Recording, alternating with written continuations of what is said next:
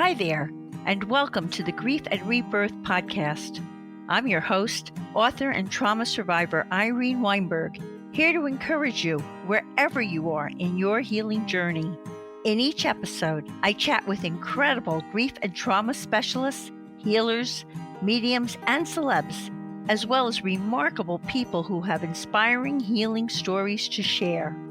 If you're looking for a podcast that's both uplifting and inspiring, you've found it. Let us help you find your joy in life.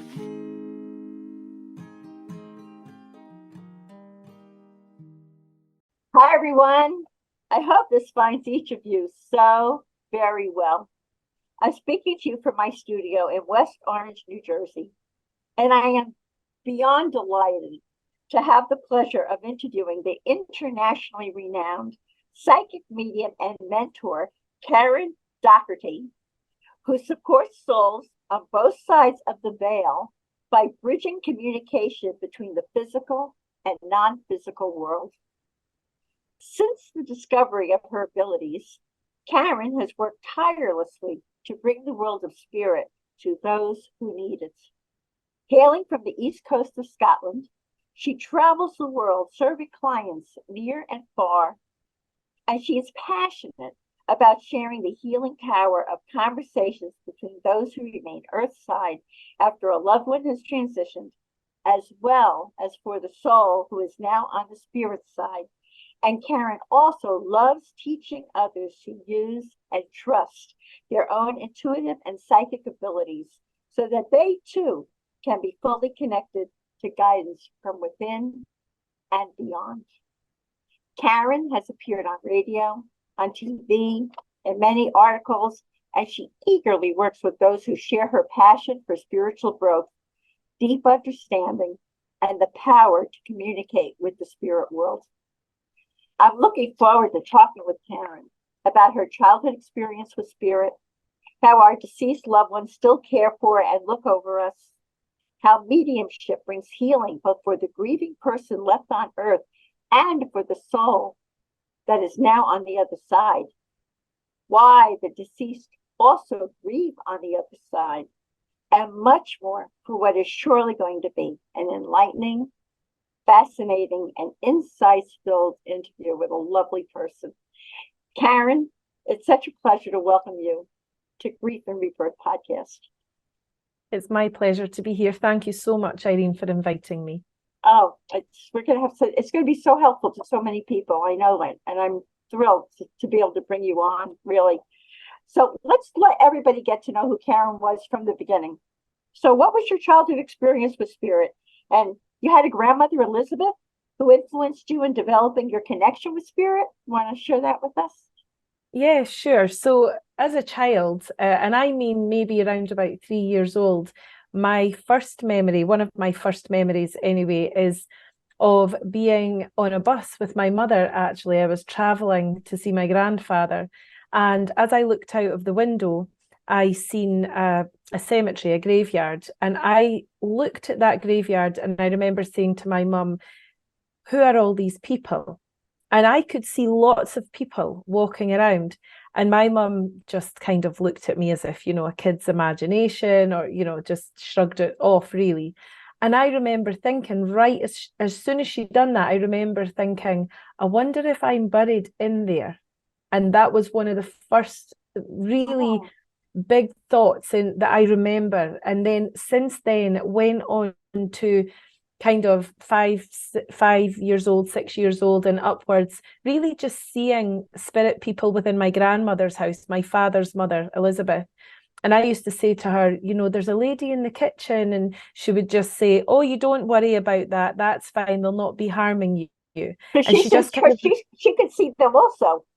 Yes, but I didn't obviously know that as a child. I later learned that, as a teenager, that she was mediumistic as well. And her sister also was mediumistic. So she understood, and she used to say, oh, here's Karen, she brings spirit with her. So she always knew that there was this kind of connection for me that was not of this world. And other, I have lots of cousins and my sisters, and nobody else seemed to be seeing these things. So for me, I felt quite different in, what I was seeing, but never worried, never frightened, just always an understanding that these people are real. It's okay.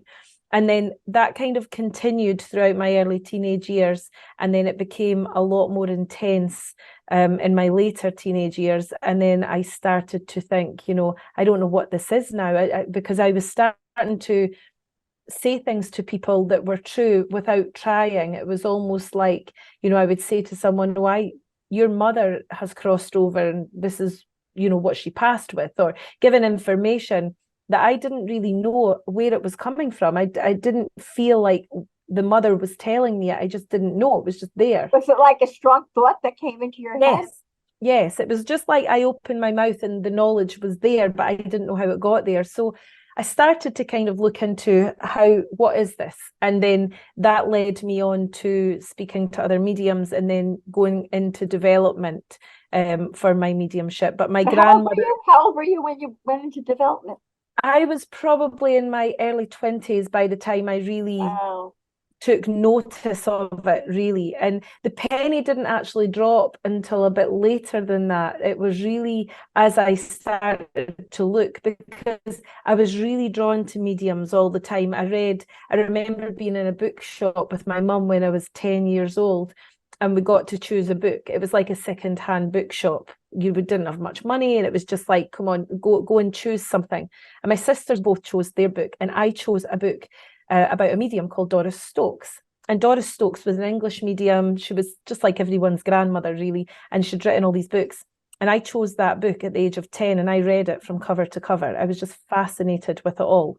So then later on, the penny kind of dropped, like, oh, this is what this is. This is always meant to be here. You were so blessed because you kind of had your path laid in front of you, where other people are still wondering, where am I supposed to go? What is my life mission or whatever? They'll talk to someone like you about what is my life purpose, and you knew your life, in a way, you were directed to your life purpose right away, which is such a blessing. And you also had an experience early on with John Edward that was very inspiring to you, didn't you? The really renowned, famous medium, John Edward, who I talked about in my book also, because he was the first person who channeled my husband, and he was part of my spiritual awakening. So what was your experience with John Edward? Well, as I was kind of drawn to mediumship, like reading that book at a young age, as I got a little bit older, I was just fascinated with mediumship in general. But John Edward at that time, I don't know whether it was when he started out on TV, but I had caught one of his shows. I think it was Crossing Over on him in the UK. And I remember watching him and just feeling like, I know what he knows. What he says resonates within me. It was the strangest feeling. And when I watched his mediumship, I just thought it was the best thing that I'd have ever seen, and the most accurate mediumship I had ever seen. So I started to follow his work. But every time he spoke, and John's quite educational in the way that he does his mediumship, which is also what I love. It's not ego-driven. That he's doing it to help people, and that spoke volumes to me. And every time I listened to his stories or his wisdom, his knowledge, it's like I already knew that information. And I remember feeling like, I totally get this. I don't know how, and I don't know who's put the knowledge there, but I just remember feeling like he inspires me. And so I watched him a lot. I've seen him at events now, later in life. He's come over to Scotland and things as part of an audience, but he just absolutely inspires me even to this day. And I always remember thinking when I started out, I don't know when and I don't know how, but I just feel I'm going to have a conversation with him one day in a professional way, about spirit. Right. Well, maybe he'll hear this podcast. I mean, yeah. I would really love for him to be aware of this podcast also, right? He's very inspirational. And you've also met James Van Praagh, who is a renowned medium. Yeah, he was working alongside another medium that I know here in the UK called Tony Stockwell, and we went out to dinner after one of their shows, and I had a conversation over dinner with James, and it also felt that he was, genuine and very inspirational in the way that he talked. Always, of course, meaning to get back in touch, and haven't done that yet either. So maybe that will come too. Maybe this is the impetus for that. And in your work, you state that each of us is an intuitive being. Now, we're talking about extraordinarily intuitive beings with John Edward and James Van Praagh and you. But the rest of us, mortals, we are also intuitive beings, and you give us 5 tips for tuning into our higher senses. What are those? Yeah, so we all have a level of psychic ability because we come from the spirit side of life, and we come here, we still have that higher intuition, which is psychic ability. So the one of the biggest ones I would say is learning to listen to that inner voice that we all have, that some call intuition, some say it's a hunch, whatever you would call that, is your higher spirit speaking to you and trying to guide you. So I think a tip that I would give for that is try to meditate on that, or try to just create that quiet space that you can start to listen to that inner voice, because that inner voice is the voice that will lead you correctly all through your life. I do know that as human beings, we don't listen to it all the time because we have to learn lessons and we have to make mistakes, and that's what teaches us. But meditation is a great way to start tuning into that. And one of the other things I would say is be aware of your surroundings all the time. I think sometimes, especially nowadays, because we are so in the face of technology all the time, we really aren't too aware of us and what we stand for, and how we connect with other humans for a start. So be aware of that, because all of these things will heighten your sensitivity. The other ways is look at color, hear things, try and heighten your sensitivity that way, because if you can do that and enhance those, then it will enhance your psychic skill. Oh, wow. Okay. And all right, so that's how that helps us to thrive in life, right? Because if we have the psychic skill, we can pick up cues about things, right? Yes, that can be helpful exactly. to us. And how do we differentiate if the message is real or imagined? Because a lot of us like you were alluding to, a lot of us second guess what's coming to us. Is that really? I mean, during the accident, I knew that these were not my thoughts. But how do people discern that? I think that's the thing, Irene. I think that people, if they're quiet voices, if you like, or quiet thoughts, we tend to think that we're just making it up. So unless something comes in that's booming and loud and we have to take notice, we really do write a lot of these things off. And imagination does play a part as well. We'll have to remember that the mind is a tool that's used through communication as well. So the spirit people will use the medium's mind as a tool to project images and words and thoughts. So our imagination, even if you're not a medium, comes into it. So you do have to understand that sometimes it will be imagination. But the only way I can say to differentiate is if you create and have the discipline to create that quiet space and develop that, you will actually build upon that, and you will know when it's your higher self, and you will know when it's your imagination. Oh, that's great. And then does the spirit world work hard on giving us signs that we can look for to tell us, hey, honey, it's me, I'm here, or give us a message? What is that all about? Yeah, they do. Our loved ones in spirit want us to know that they're all right. So although I would say that they're not communicating 24 hours a day, because they are on their journey as well. I mean, they're doing things over there, right? I mean, they go to school, they go to healing places. Yeah. There are all kinds of things going on there. They continue to evolve on the other side. So they're doing their thing as well, but that doesn't mean that they can't be there when needed, or if they feel that there's an opportunity for them to kind of make that link with us, they will do it. And it's usually by a big one actually is the quiet thoughts. So you might think, I wonder, you might miss your mum, let's say, and you're saying, I wonder what my mum would say about X, Y, and Z. Well, you will get that answer from your mother, but what you will think is, that's just me thinking that's what she would say. So that's when the mind jumps in again. So we have to really work hard on that discipline, but they will give us signs. They will give us signs that we would know. It might be a song that we associate with them. It might be coins, it might be a feather. There's different ways that they will communicate, but usually it's personal to us. Okay, and also you talk about that you have a contemporary approach to psychic work and mediumship that's based on traditional principles. You want to tell us about that and how that's a little different from what other people? Well, you know this. do? I'm a big advocate of tradition. I love tradition. I think that the way that the mediums used to years ago develop their mediumship, like sitting in home circles, development circles, for me, that's how I developed, sitting in a circle that way.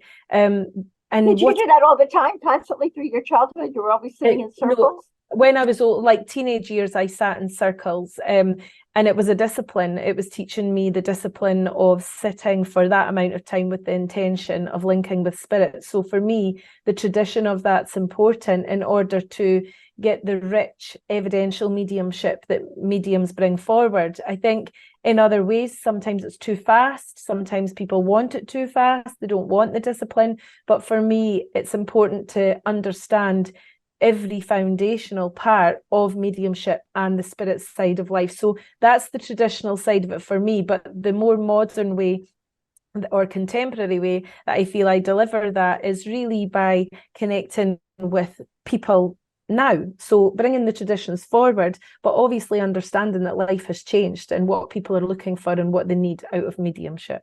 What are they often looking for, Karen?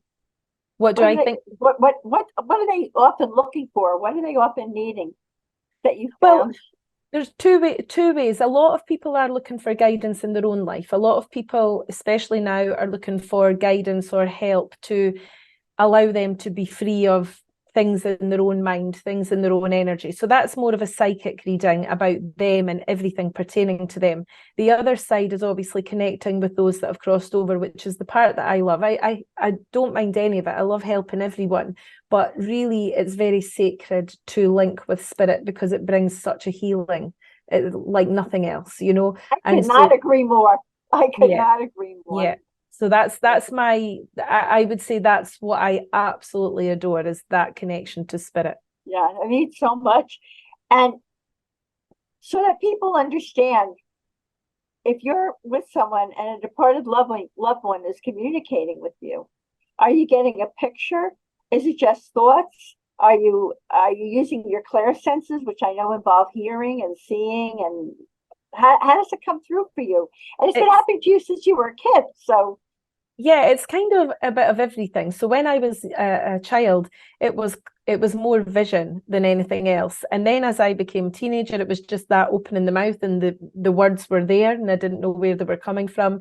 But as I've progressed and developed my mediumship and understood what was happening with clairsentience, clairaudience, clairvoyance, I know which faculty is being used at any certain time. But when spirit communicate with me, they use them all. So it might be that I have a gentleman in the spirit side that's better communicating with me through clairaudience and I can hear him clearly. And then I might have you literally hear like a voice? I can hear that, yeah. I can hear it in what I call my spirit ears. So not out here, but in here. And I can hear them talking. And that's how sometimes I'll pick up that maybe somebody was Italian or they didn't speak English, or, you know, because I can hear a different language. And then other times it's seeing them. Other times it's just feeling the depth of that person and what they're bringing forward. So they really do use every single part. And that's what a medium's for. You know, we are of service to spirit. So usually I will say to spirit before I read for someone, use me in any way you wish, use every single part, let me see your life through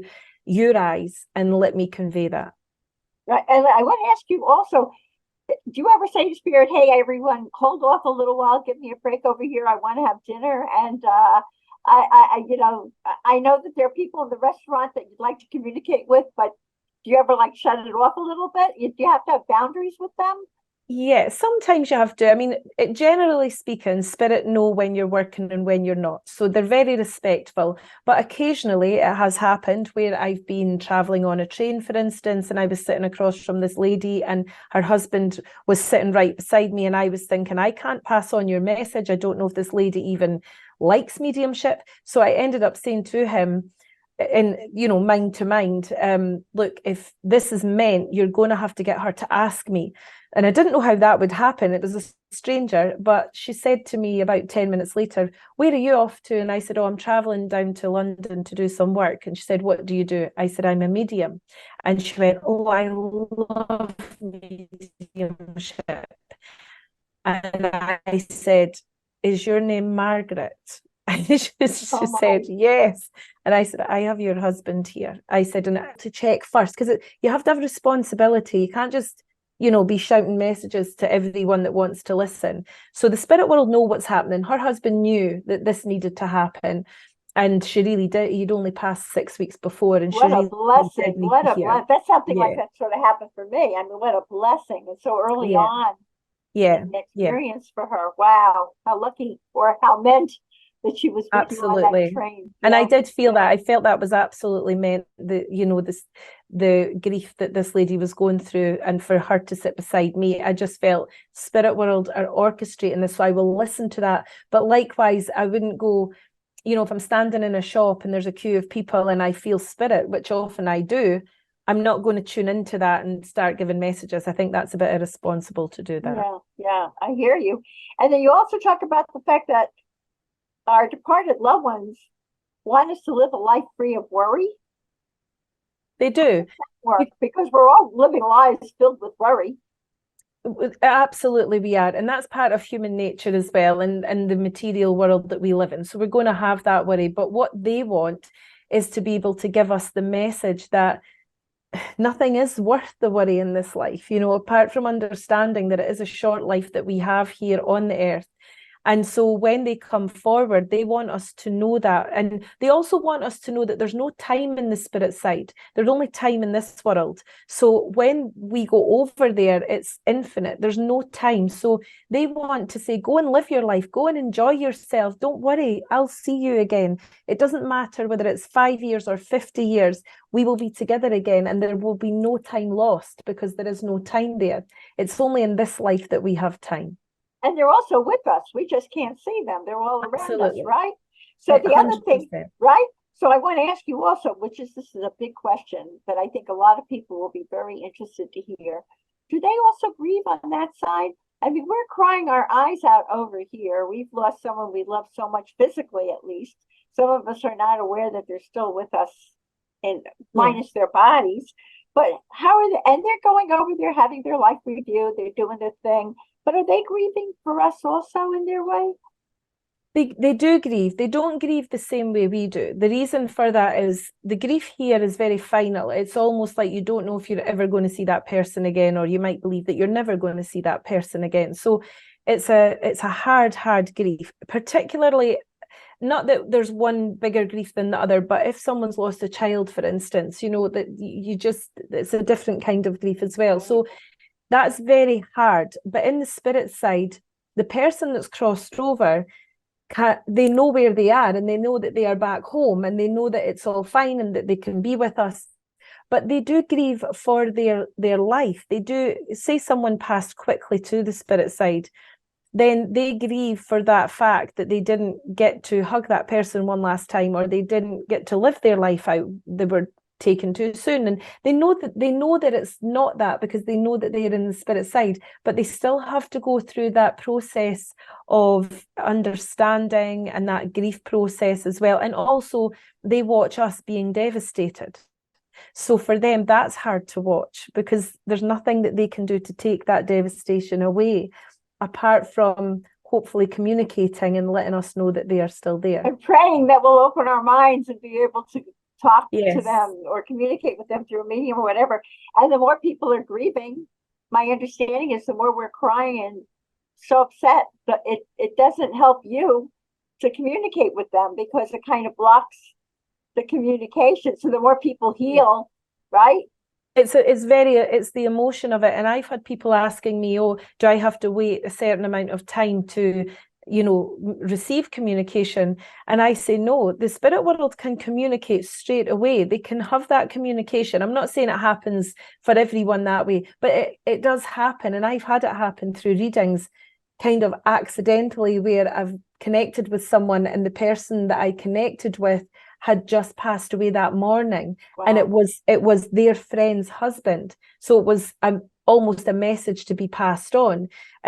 So they can do it straight away. But what I would say to everyone is, your spirit person wants you to be okay to hear that. So it's not that there's a time constraint for them, but there's a time constraint for you, because it's hard for you to go through that emotion so soon. So some people need time before they will receive that.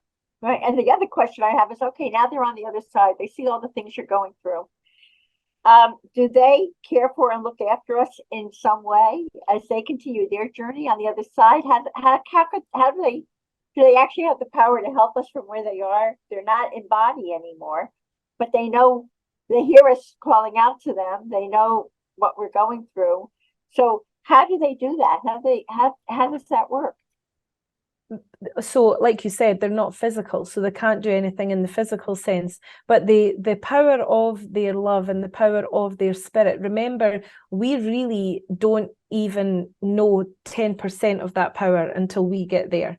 So the power that they have and that they hold, they will wrap around us, they will help us, they will calm us, as we sleep. They will bring that love forward, even if we are not aware of it, even if we think that they are not there, they are always there. So it's more about a connection, it's a bond, and that is how they help us. They might also influence things. They might influence our mind to think, oh, I'm going to go down to that cafe today, and I didn't want to go because we always used to go together, but I'm going to go. And when the person goes, there's somebody in there that they get speaking to that maybe refers them to a grief counselling group, or they can influence the chain of events that way.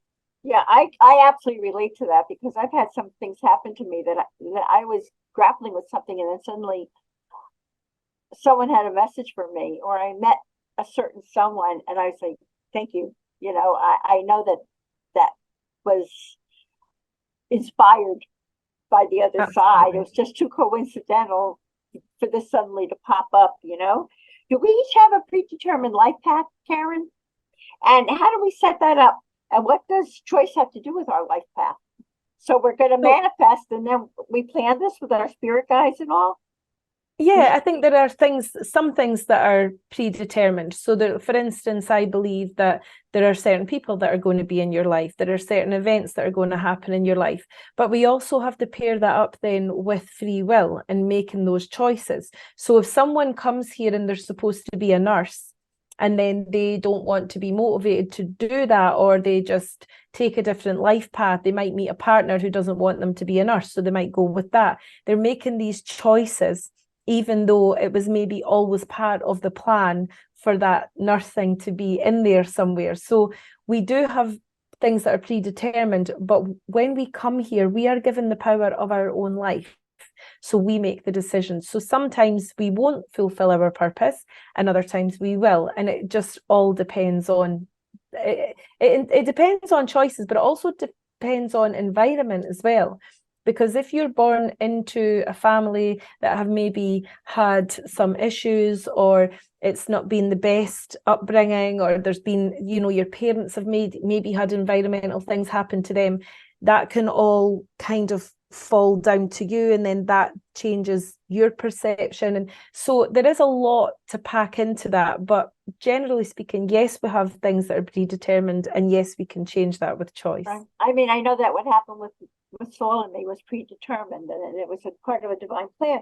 But when people have a predetermined life path, and then they have something to do, and they come into these dysfunctional families or whatever, and they can't execute it. Did they choose that family? Was that also a choice where they were supposed to experience that and do something with it, but they chose not to? Is that how it gets set up? Or, Yeah, I believe that, we are part of our soul group before we come here. So that's already there, that's already set. But what happens then is, so let's start with the parents. So the parents come here first, and then they live their life that way, and they've maybe had things in their life that have happened to them. We are still part of that same soul group. So when the child comes here, when the spirit comes and is born into that family, it could already be dysfunctional, but that doesn't mean that the soul chose the dysfunction. It could just be that the soul chose the person, but the life choices that have surrounded that then affect them. Regardless of how we come here or who we choose or who we are part of, it leads us onto a path anyway, if that makes sense. We do learn lessons regardless of how we get there, you know? Right. I think a lot of it has to do with perception. If we're here to learn lessons and you see those lessons as something terrible that you need to cling to for the rest of your life, and that's your story, as opposed to seeing those lessons as, okay, what did I learn from this and how do I move forward through this? I think that's part of the choice also, right? Would you say? I do. Yeah, I agree with you. And I think that life is so fast flowing that, you know, to choose to kind of stay in a certain situation or to be burdened with something that is, like you say, is also a choice. It's not easy because some people don't know that there's another choice. You know, some people they just don't know. They've not had that given to them. So it is difficult, and you do see people having difficult lives, and it's sad to see. Yeah, I agree with you. And you yourself have a story that you were ill, and Spirit reached out and helped you, right? And was that part of your predetermined life path?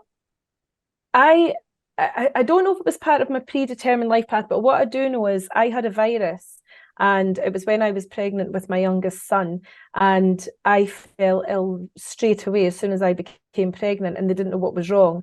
And I got so ill that I was in an infectious ward in the hospital. Nobody was allowed to visit. They knew it was a virus. They didn't know what it was. They didn't know if it was contagious. My gosh, how frightening. Yeah, and I knew it wasn't. I kept saying to them, because I couldn't eat, I lost all my weight, my hair fell out, it was awful. But I kept saying to the doctor, as soon as you let me have the baby, I'll be fine. And I kept hearing this voice inside my own mind, but not my guide, not like my own voice. It was like an external voice saying to me, you'll be okay, just hang on. And just hang on. So it was like my body was kind of being ravaged by this illness, but I knew that there was a higher voice telling me it's going to be fine. And as soon as I had the baby, they let me have him 6 weeks early. And as soon as they let me have the baby, I immediately, within an hour, started to feel better. And they have no reason for it. They have no reason. But it also happened another time when I had I was pregnant, and I knew it was ectopic, and I went for my scan and they said there's no baby, and I said no, there is. It's an ectopic pregnancy, and they were like it's not, and they just kind of sent me home as if to say she doesn't really. Ectopic means that it was in the tubes. It was in the tube, and so I went home. And I kept saying to my mum at the time, this is ectopic, this is really serious, this is going to rupture. And I had no pain and I had no bleeding, nothing like that. It's amazing symptoms. That you knew all about that like that. I just knew. And then on the Monday, so 3 days later, got up out my bed, could hardly walk, rushed to hospital. As soon as I went in, I said, I told you it was ectopic. And they just rushed me straight to theatre and had to take away the fallopian tube because it had ruptured. But I just knew, and I can't say I was supposed to go through that was predetermined because that's biology as well. But what I do know is that I was being looked after, that I was being guided, and that I was being told, this is what's going to happen, you'll be all right. And I'm blessed to have had that voice because I don't know that everyone hears that. Right. That's fabulous. And you spoke about spirit guides. So educate us about that. Do we each have the same number of spirit guides? And you say that there are 4 tools for sensing, knowing, and communicating with our spirit guides. So yeah, we all have a team. We all, what I would term a spirit team, because we all have different guides at different times. So we might have our main guide who is there from the moment we are conceived, the moment we come here to the moment we cross over. But we have other guides that come in and out. It's almost like being in school, where in the early years you'll have an early years teacher, and then in the later years you'll have a different teacher. It's the same kind of thing. So our guides come in and out, and they interact with us as and when it's needed to bring us guidance or words or whatever it is we need. And healing, our guides will bring that forward for us too. And the way that, to facilitate your guides and get to know your guides is, again, to create that quiet space. So I do a technique where in my mind I will see a certain room, and I know if I go to that room, I will meet my guides. And it might not be every time, might just be occasionally. But this is how I feel that I first became introduced to my guides. So every person can do that. The other thing I would say is, don't worry if you don't meet them or you don't have information, because it will be presented to you, and it will always be presented in a way that you can't mistake it. Like it's something that you can either look up, or that you just know, or it feels familiar to you. So the way that I would do it all really is meditation, connection, creating that room, if you want to see that room and visualize that, for your guides to come in and speak with you, and also just speak to them. I speak to my guides every day, every morning, every day. Just a thought or a thank you or a gratitude prayer. That's the way to bring them close. Have they ever been human? Do you know? Have the guides been human? Or Some are of they them. so it depends. Some of them have been, some of them have not. I know that one of my guides, he did walk the earth in the early 1900s, and I know that he died young, and he was a violinist. He was a musician, and he told me right at the beginning of meeting him that he was going to help me spread the word of my work, because he felt he didn't get to do that when he was here with his music. And so he was here, but I've got other guides that have never walked the earth, that they're just higher beings that will help. And I'm responding to what you're saying because I was a violinist growing up. So there you go. Yeah. And so I would imagine that if someone has a session with you, you can even help them communicate with their guides and find out who their guides are and all that, which is such a gift. And you want to tell us how you mentor people to connect with their souls and increase their capacity to heal and serve, enhance their lives? I mean, yeah, tell us about your mentorship program. It sounds wonderful. The mentorship program for me was really important, because when I first started, although I watched mediums work and watched them on TV and such like, I didn't have anyone to talk to about it. So there was no one that I could, call and say, this has happened. What is this?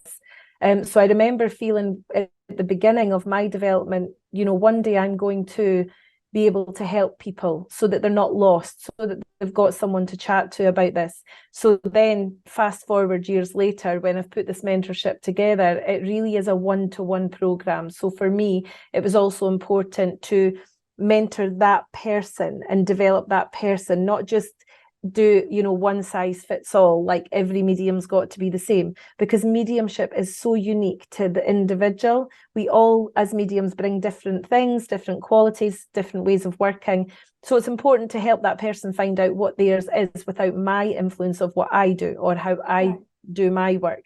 So that's how I mentor people. It's a very one-to-one, in-depth so you mentor them to become mediums.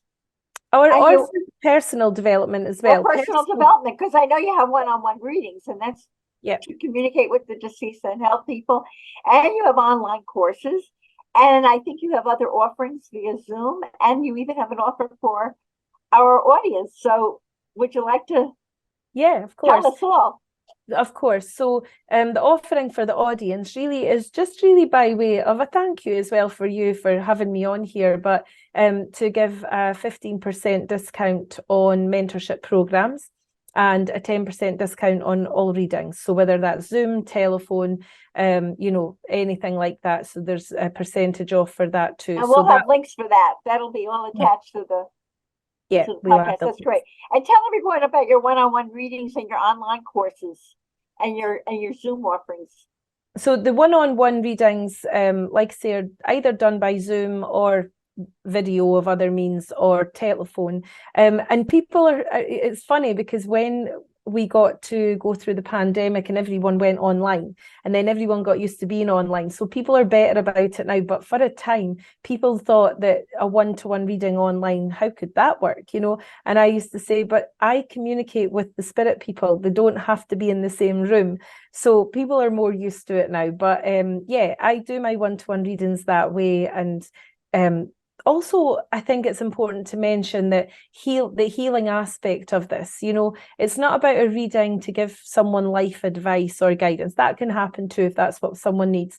But it's more about coming to the beauty of what this is, come into the sacredness of what this is, because it really does heal your heart and soul, I feel, and it helps you through your life. So that's what I do on the one-to-ones. And the courses as well, there's meditation courses, there's new ones being added from January going forward. So you teach people how to meditate? Yeah, guided meditations. They're guided meditations. Yes, so I've recorded some guided ones that I really felt worked for me, as I went through my mediumship. So just to really help others, because meditation's hard for some people, because it's hard to quieten our minds down. So the guided one helps with that. I can relate to that. That definitely, it's definitely harder for some of us to quiet our very busy minds. It is. So can you explain how mediumship brings healing both for the person left on earth, which we know that they need to communicate with their deceased loved one, but also for the soul on the other side? It brings healing to them too.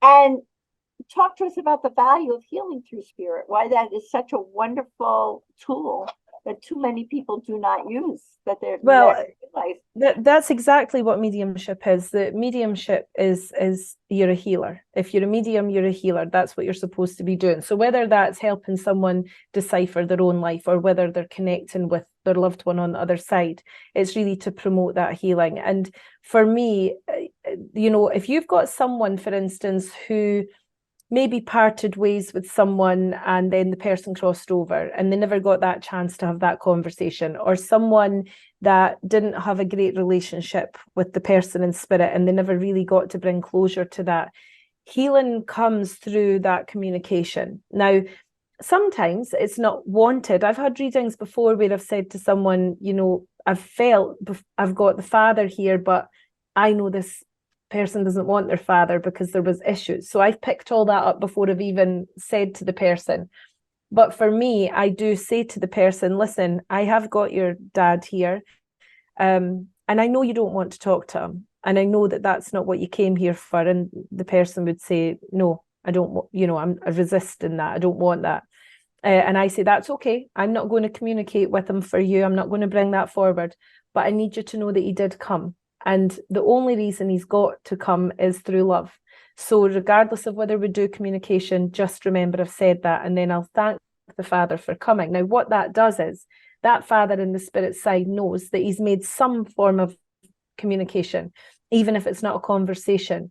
And so it brings him healing, but it also brings healing to the person here, because although maybe she didn't want to hear from him, when she goes away, she's going to think, well, I don't want to speak to him, but okay, there was something in that. And it just promotes something to start happening. Now, that might never come to anything in this life. It might be that lady then crosses over and waits till she gets there, and then hopefully it would take place.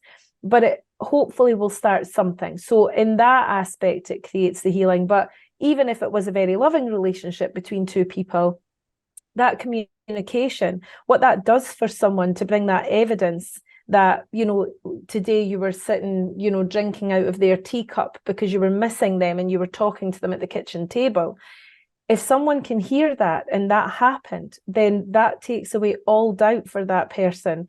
And so they are healed, but the person in the spirit world also is healed because they got that communication forward. I want to add to that because I can relate to that. I never wanted to hear from my father. I had that experience, and recently, many years after he's passed, he came through someone and said his life review was very hard for him. Mm-hmm. He understands many things now that he didn't embody, and he came through to say to me, please see me more as a stepping stone in your life, and you overcame so much. And he was apologizing, and he said, I understand now. I can't even say how healing that was for me. And that's why I'm so passionate about helping other people through this podcast to get to healing, because it makes a huge difference in your life. It really does. And we're going to talk about joy for a second here, Karen. How does connecting with with oneself and appreciating the small things in life bring us joy? I think really making things simple can bring us joy. So there's many times, we can dramatize things or we can worry about things and it gets out of control for us. But if we really bring it back to the simple thing like breathing, because really taking a big deep breath, the calming effect that has on someone is quite incredible. So if we can bring it back to something simple, like just take a breath, just look around, just see the beauty in the little things. I always say to people, the little things are the big things. And sometimes we don't notice that until it's too late. But just the little things, just even, sitting within your home and saying, well, I've got a roof over my head and, that I'm happy here, or it's been a hard day at work, but see that other woman in work, she had such and such to deal with, just little things to remind us. And my grandmother was one to bring us up to say, there's always someone worse off than you. And we were raised with that imprinted in our minds. But it really does bring you back to down to earth a little bit. So finding joy in things that you do. I know that I find joy in walking in nature. I find joy in, taking a hot bath. I find joy in little simple things that don't really mean anything. It doesn't cost money, but it's stuff that kind of settles my soul. So I think if your listeners can connect with themselves on that level and find joy in things, it makes their life easier. It changes your whole outlook. And if you are the one that changes the energy of what you're putting out there, then you're going to get that back tenfold. And would you say that people can experience their grieving and they're upset and they're challenged, but they can also have joy at the same time? One is not exclusive of the other. No, and I think so. I think that they can do both. And I think that most people should do both. But there's going to be weeks or days where your grief is much stronger and maybe you can't find anything joyful. And then there might be one day in 3 months that you laughed that day, or something was funny, or you had a good time with your friends or your family. And then you'll go back into the grief. And we'll have to understand that grief is a cycle. Grief can take, my mum's been in the spirit side now for nearly 7 years. And in the main, I'm fine. In the main, like I remember her, we talk about her, it's all fine.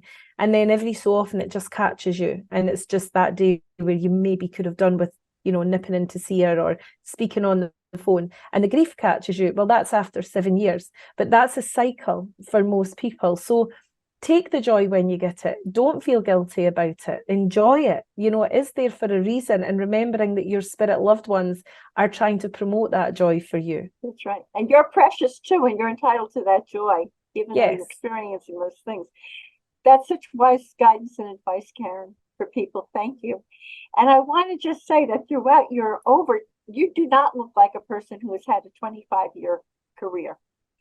Oh, what? Isn't it funny? And you think my eldest son is away to be 29 years old. And you look at I say to my kids all the time, I don't feel like I'm older. I still feel like I'm in my 20s. Yeah, I'm not, really, but but how wonderful. So you've had this 25-year career, and throughout it, your purpose has remained the same: to serve and to guide others with the word of spirit, to ease pain and sadness with comfort and love, and to provide genuine knowledge and evidence of the existence of the world of spirit. Karen, thank you for all that you continue to do to bring healing, both for the person left on earth and for the soul who is now on the other side.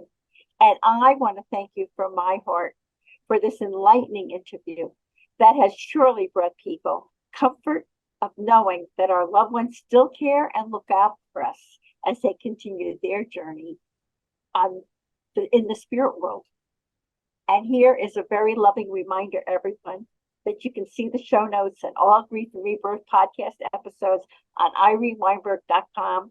And make sure to follow us and like us on social at Irene S. Weinberg on Instagram, Facebook, and wherever you get your podcasts, including YouTube. As I like to say, To be continued. Thank you from my heart, Karen, and bye for Thank you. now.